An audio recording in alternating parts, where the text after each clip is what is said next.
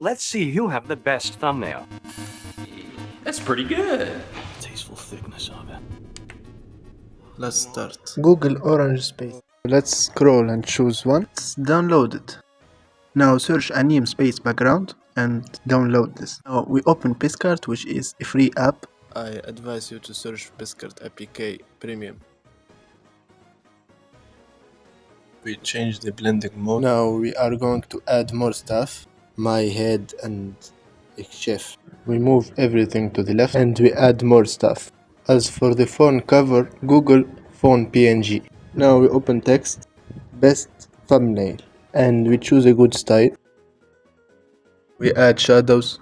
Personally, I like the blue. Anyway, let's scroll through the choices. Now we scroll again and choose color gradient on the dark circle on the left, and we change it to blue.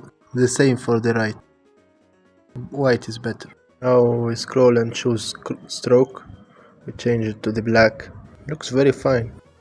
We add some thunder and textures. Just search under PNG or something on the Google. As for deleting the background, if there is a background on the thunder, you just use CapCut. Hit remove background and we choose the thunder and we export our stuff.